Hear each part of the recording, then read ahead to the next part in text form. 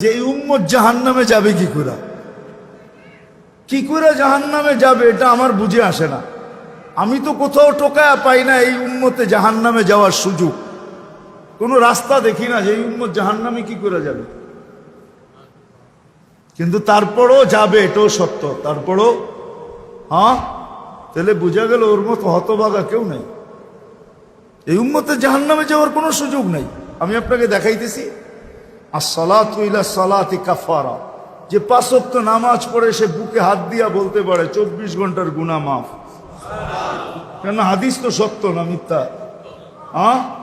এখন হুজুররা কইব সগীরা গুনাহ মাফ হয়ে যায়, তাহলে আপনি সগীরা গুনার দলে, আরেক দল হুজুররা আছে যারা বলে কবিরা গুনাহ মাফ হবে। আমি কবিরা গুনাহ আলাদের পক্ষে, নামাজে কবিরা গুনাহ মাফ হয়। কি নামাজে মাফ হয়? হয় না?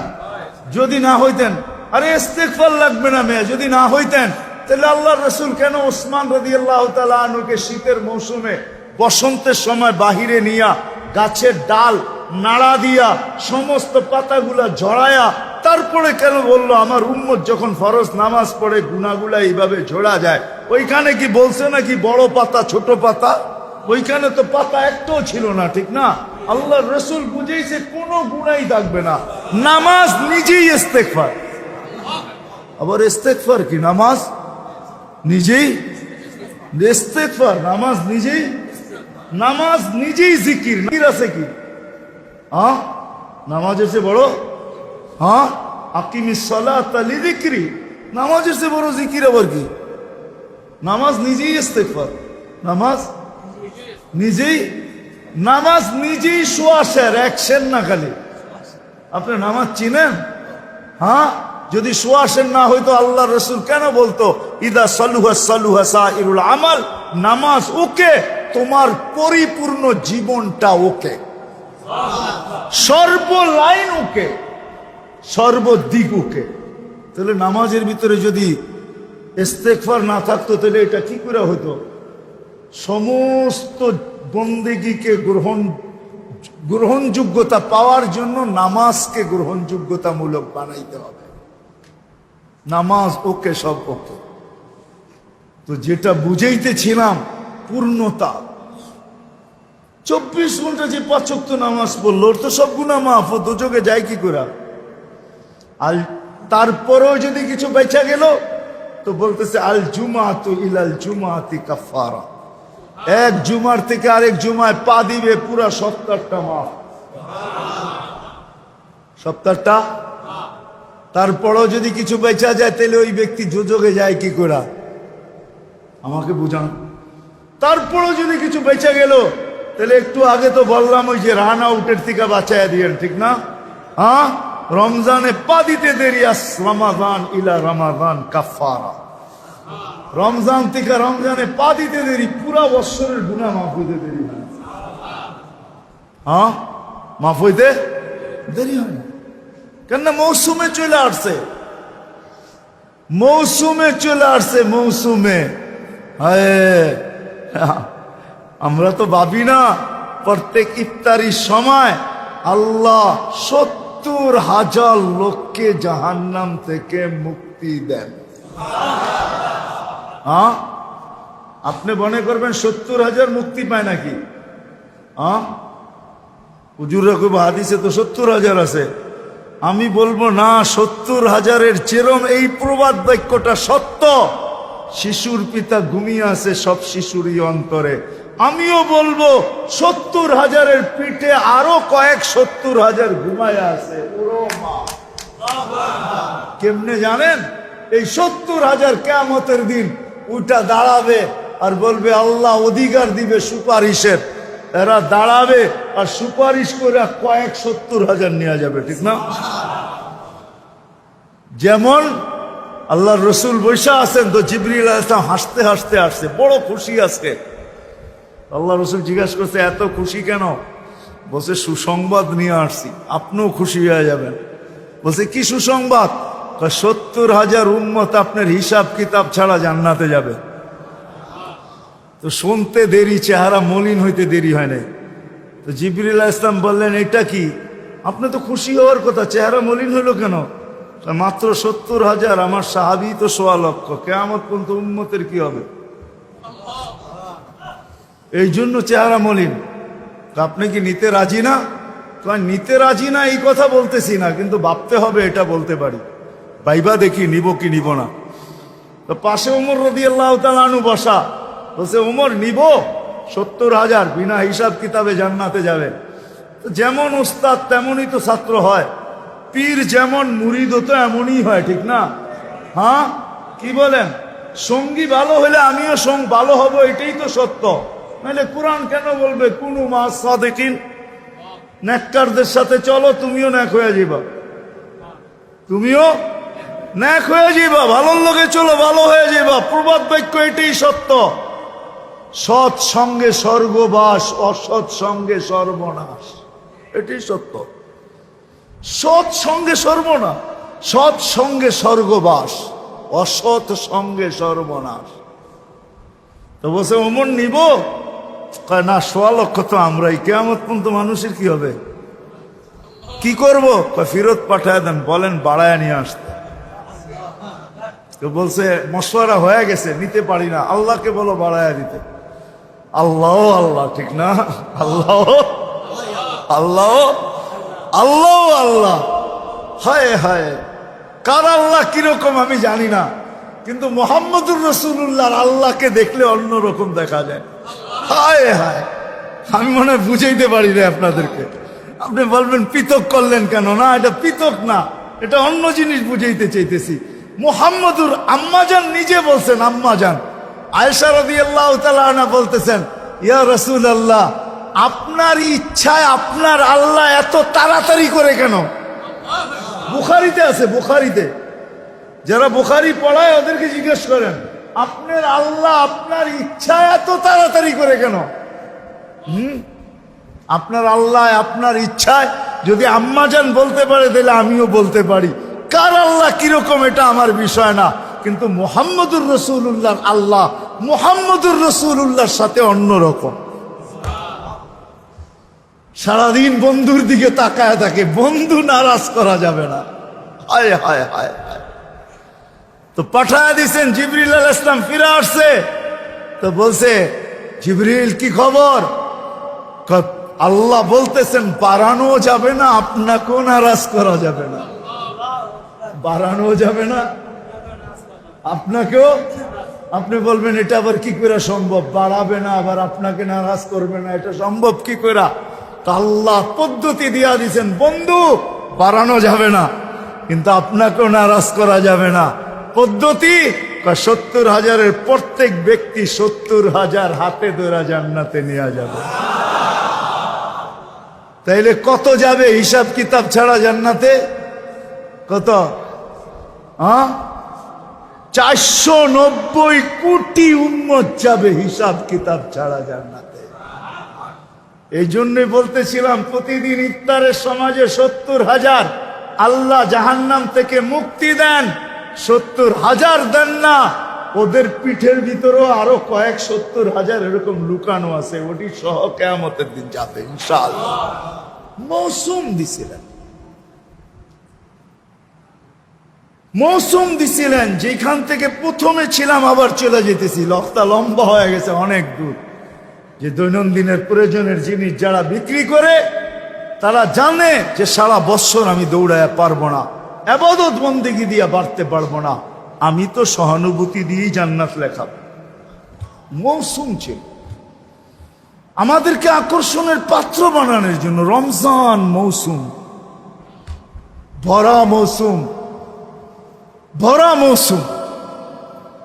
এক একজনরে এক এক দিক দিয়া দিছেন। আপনি মনে করেন কেমন মৌসুম, কেমন আকর্ষণের পাত্র বানানোর জন্য আল্লাহ আল্লাহর রসুল কতটুকু নিচে চলে আসছেন, কতটুকু নিচে। যদি আপনি ভাবেন তাহলে বুঝবেন। আল্লাহ রসুল বলছে, যে কাউকে পেট ভরা রোজার দিন খাওয়াবে, তাকে আল্লাহ জান্নাত লেখা দিবে, জাহান্নাম থেকে মুক্তি দিবে, গুনাহ মাফ করবে। তো সাহাবা আয়েশা বলছে, ইয়া রাসূলুল্লাহ, পেট ভরা আমরাই তো খাইতে পাই না, কারে খাওয়াবো? আমরাই তো খাইতে পাই না, কাকে কোত্থেকে খাওয়াবো? তা আল্লাহ রসুল বলছে, আচ্ছা তাইলে যদি তুমি 1 গ্লাস দুধ খাওয়াও। বলছে এটাও তো সবসময় হয়ে ওঠে না। তাইলে একটা খেজুর। এটাও তো হয়ে ওঠে না। তো নামতে নামতে নামতে নামতে সুরবাতু মা আসছেন। সুরবাতু মা, 1 গোট পানি যে রোজাদারকে পান করাবে, 1 গোট পানি পান করাবে, 1 গোট পানি। এটা কিন্তু বাবার বিষয়। আমার বলা দ্বারা শোনা দ্বারা যতটুকু আপনার ভিতরে রেখাপাত না করবে, আপনি অ্যানালাইসিস করলে ভাবলে এর চেয়ে বেশি বুঝবেন। 1 গোট পানি, 1 গোট পানি। হুজুররা ওয়াজ করে, পদ্ধতি বলে না, হুজুররা ওয়াজ করে যে রোজা কবুল হওয়ার জন্য হালাল ইফতার কি শর্ত, ঠিক না? হ্যাঁ, হায় হায়, এই উম্মতকে কত সহজ পদ্ধতি দিছিল আল্লাহ, কত সহজ পদ্ধতি। প্রত্যেক বাড়িওয়ালা যদি সামনের বাড়িওয়ালাদেরকে বলতো, পুরা রোজার ভিতরে সব খাওয়ান আমরা তোমাদেরকে পাঠাবো, তোমরা পাক করো না, তোমরা পাক করো না, আমরা পাঠাবো। কেন? সহানুভূতি দেখাবো, জান্নাত নিব। সহানুভূতি দেখাবো আর জান্নাত নিব, জান্নাত নিব। আর সে যদি বলতো যে আমিও তোমারটা পাক করে পাঠাবো, তুমিও তোমার জন্য পাকায়ও না, আমার জন্য পাকাও, পাকাও তোমার জন্য পাকায়ও না, তাহলে দুজনের খানা হালালও হইতো, আবার দুজনের জান্নাতও লেখা হইতো, দুজনের খানা হালাল হয়ে যেত। হাদিয়া হালাল, হাদিয়া হাদিয়া হাদিয়া। আল্লাহর রসুলের জন্য সদকা হারাম, সদকা হারাম না? হ্যাঁ, কিন্তু আল্লাহর রসুল যখন ঘরে ঢুকছেন, ফুফুর ঘরে না কার ঘরে ঢুকছেন, যখন গোশত দেখছেন উপরে, ঠিক না?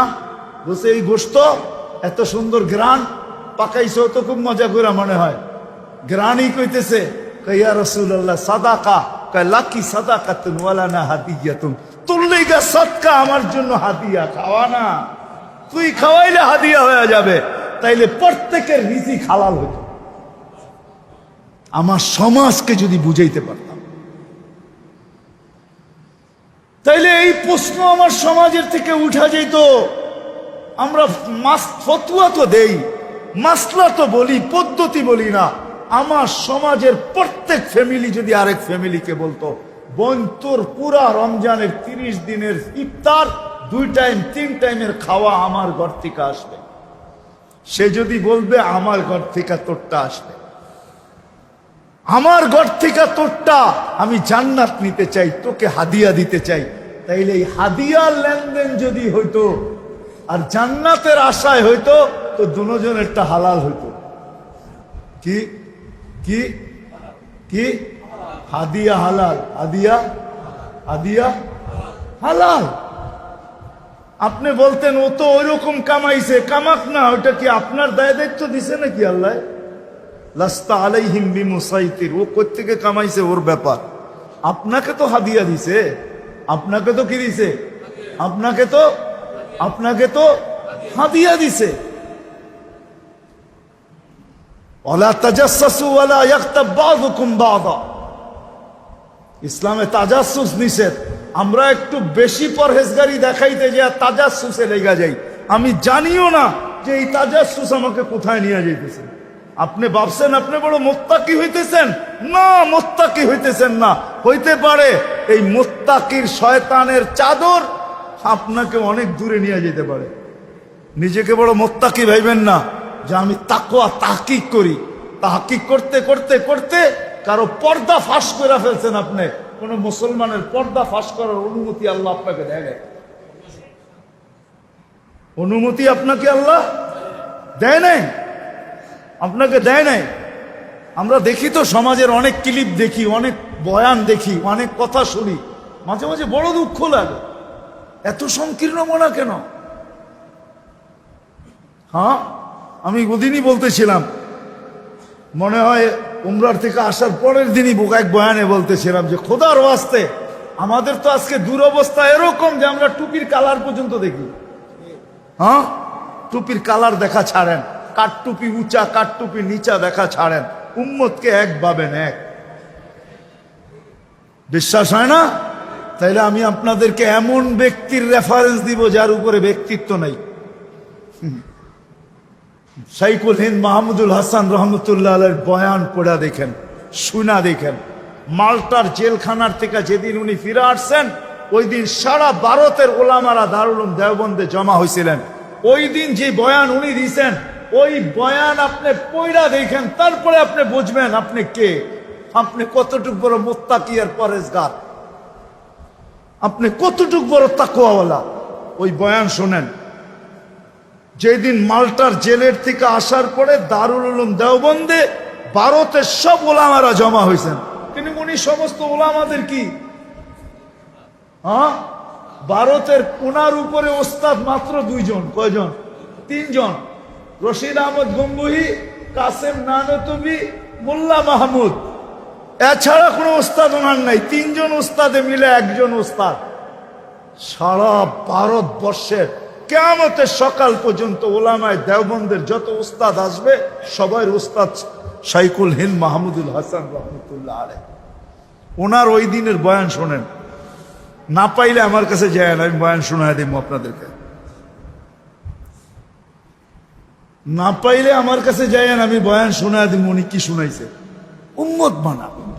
তো যেটা বলতেছিলাম মেরে দোস্ত, আসেন আসেন নিজেকে আকর্ষণের পাত্র বানায় সৃষ্টির কাছে, স্রষ্টার কাছে, আল্লাহর রসুলের কাছে। সারা বৎসর দৌড়াইয়া পারবেন না, আমিও জানি। যাই আছে, ঝামেলা আছে, কাজ আছে, কাম আছে, অফিস আছে, আদালত আছে, ক্ষেত আছে, খামার আছে, মেইল আছে, ফ্যাক্টরি আছে, দোকান আছে, পাট আছে, হাট আছে, বাজার আছে, রোড আছে, ঘাট আছে, ঘর আছে, বাড়ি আছে। সারা বৎসরে দৌড়াই আপনি পারবেন না।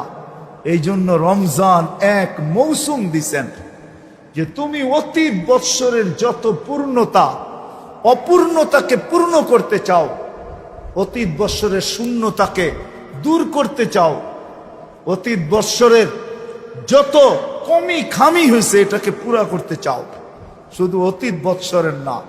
হিসাব করলে দেখা যায় 89 বৎসর 2 মাস।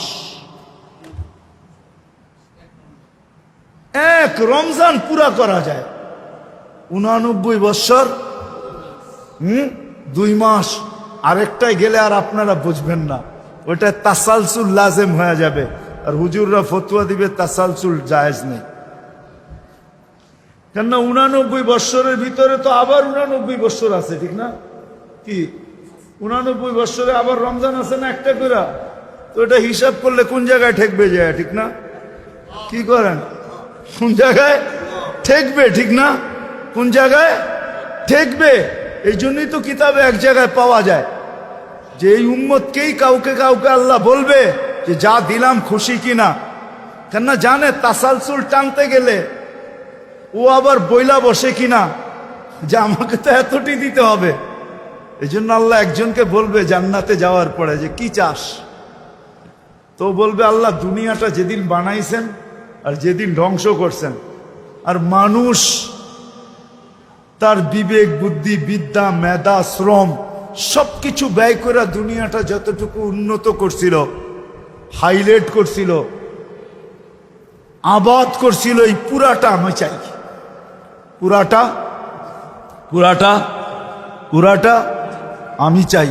কেন মনের ভিতরে তো ক্ষোভ আপনারও আছে, ঠিক না? নাই বলা দিব দু একটা। মাঝে মাঝে কিছু বাংলো সাংলো দেখলে মনের ভিতরে আশা জাগে না, আল্লাহ ওরে এরম বাংলো দিল, আমারে দিল না, ঠিক না? কি মনের ভিতরে আসে না? না আসে? কিছু বাড়ি কথা তো মনেই আসে, ঠিক না? আপনিও তো ভাবেন যদি হোয়াইট হাউসে এক রাত্রে থাকতে পারতাম, ঠিক না?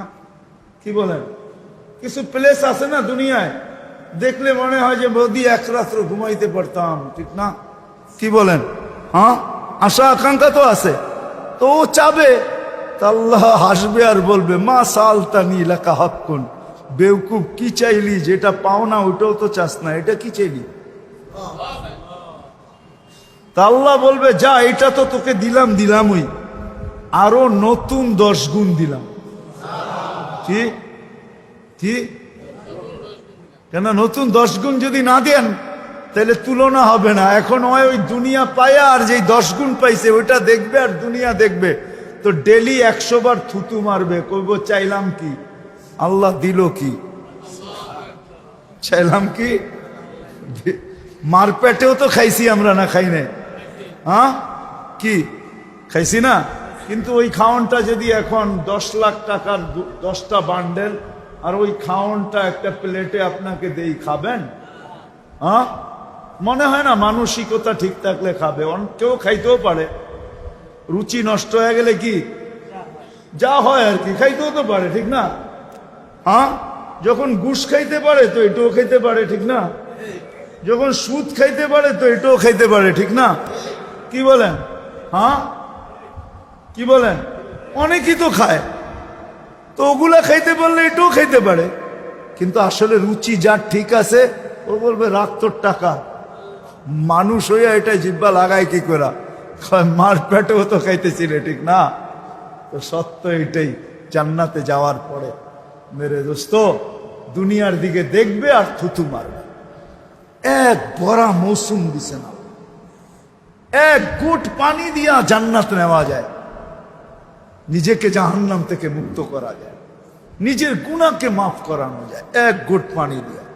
যদি আমার জাতি বুঝতো তাহলে আমার মনে হয় প্রত্যেক ব্যক্তি ওর ইফতার করতো তো পরে সবাই নিজের বাড়ির সামনে দাঁড়ায় থাকতো।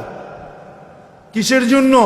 যে দেখি আজান লগ্নে কাউকে পাই কিনা, ওকে এক গুট পানি দিয়া, একটা খেজুর দিয়া, একটা কি বলে এটাকে, বেগুনি দিয়া, একটা আলুর চপ দিয়া, একটা পেঁয়াজু দিয়া ওর রোজাটা খোলাইতে পারি কিনা।